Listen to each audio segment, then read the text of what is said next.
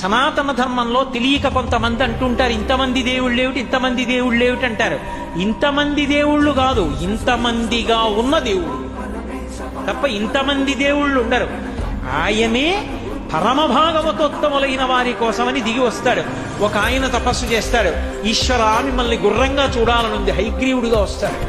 హే భగవన్ మిమ్మల్ని నందిముఖంతో చూడాలనుంది, నందీశ్వరుడిగా వస్తాడు. హే భగవన్ మిమ్మల్ని మనుష్యుడిగా చూడాలనుంది, రామచంద్ర ప్రభువుగా వస్తాడు. హే భగవన్ మిమ్మల్ని ఒక క్షత్రియుడిగా ఉగ్రంగా గడ్డగొడ్డలు పట్టుకు తిరుగుతుంటే చూడాలనుంది, పరశురాముడిగా వస్తాడు.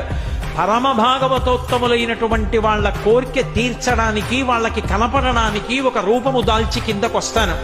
ఇలా వచ్చినటువంటి విష్ణువు యొక్క అవతారములలో 21 అవతారములను ఉన్నాయి, 21 అవతారములు. వాటిని స్మరిస్తే చాలు, వాటిని ఒక్కసారి జ్ఞాపకానికి తెచ్చుకుంటే చాలు. నైమిషారణ్యం లాంటి ప్రదేశాలలో ఆ పేర్లు ఒక్కసారి వింటే చాలు. అవి ప్రధానమైన అవతారములు అని చెప్తాడు సూతుడు.